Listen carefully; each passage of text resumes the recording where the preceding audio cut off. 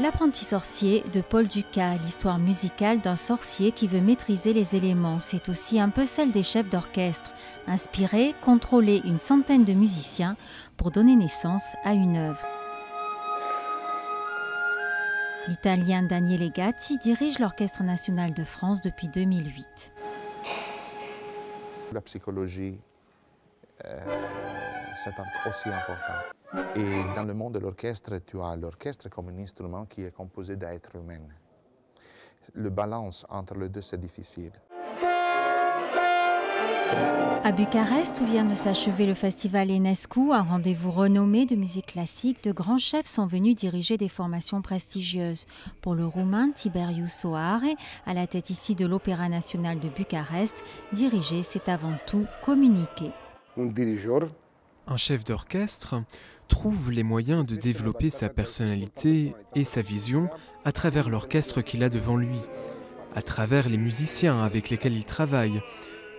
C'est une très belle chose, c'est comme un ping-pong d'énergie. Chaque soir, un concert, c'est malgré tout un mystère, la rencontre de l'orchestre et de son chef qui va faire exister la musique d'un autre. Ce que cherche Gatti, ce n'est pas l'exécution sans défaut, mais la poésie. Je déteste un peu la perfection totale.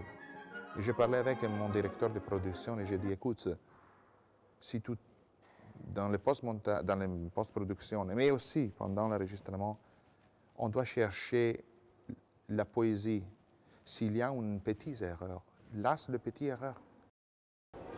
Tiberiu Soare veut faire jaillir l'esprit d'une œuvre, au-delà du respect de la partition. Pour lui, arriver dans la salle de concert, c'est partir à la chasse de moments privilégiés. On cherche ces moments car ils te mettent dans un état extraordinaire. On recherche ces états-là, en essayant évidemment de le partager avec ceux qui sont dans la salle. On ne peut pas concevoir la musique sans qu'il y ait quelqu'un qui l'écoute.